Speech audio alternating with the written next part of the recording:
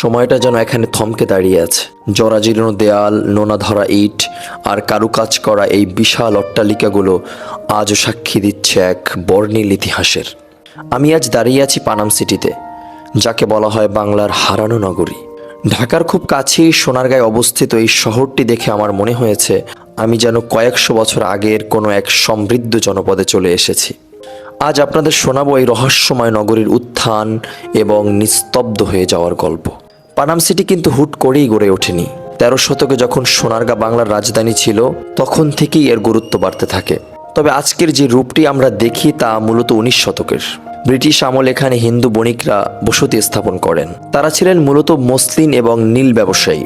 এই 600 মিটার লম্বা রাস্তার দুই পাশে মোট 52টি ভবন রয়েছে। একটু খেয়াল করলেই দেখবেন প্রতিটি দালানের নির্মাণ শৈলী একে অপরের থেকে সম্পূর্ণ আলাদা। কোনোটিতে ইউরোপীয় স্থাপত্যের ছাপ, আবার কোনোটিতে মুঘল রীতির ছোঁয়া। ভাবলে অবাক লাগে সেই সময় এই শহরটি কতটা আধুনিক আর জাঁকজমকপূর্ণ ছিল। ভবনগুলোর ভিতরে ঢুকলে মনটা এক অদ্ভুত বিষণ্ণতায় ভরে ওঠে। প্রতিটি জানালার গ্রিল আর দরজার নকশা দেখে বোঝা যায় এখানকার মানুষজন কতটা রুচিশীল ছিলেন। এখানে আছে নাচঘর, বিচারালয় আর প্রশস্ত উঠান। তখনকার দিনের ধনী বণিকরা যখন এই রাস্তা দিয়ে চলাচল করতেন, তখন হয়তো এই গলিগুলো লোকে লোকারণ্য থাকতো। মসলিনের ব্যবসায়ীদের হাঁকডাক আর ঘোড়ার গাড়ির শব্দে মুখরিত থাকতো এই এলাকা। আজ সেখানে শুধুই নিস্তব্ধতা। দেয়ালের গায়ে জন্মানো শ্যাওলাগুলো যেন এক একটি না বলা গল্পের পাণ্ডুলিপি। কিন্তু কেন এই সুন্দর শহরটি আজ এমন জনশূন্য? এর পেছনে রয়েছে এক বেদনাদায়ক ইতিহাস। দেশ ভাগ এবং পরবর্তী সাম্প্রদায়িক দাঙ্গার সময় এই শহরের বাসিন্দারা নিরাপত্তার অভাবে তাদের সাজানো সংসার ছেড়ে ওপারে চলে যান। রাতারাতি এই জীবন্ত শহর পরিণত হয় এক ভৌতিক বা পরিত্যক্ত নগরীতে।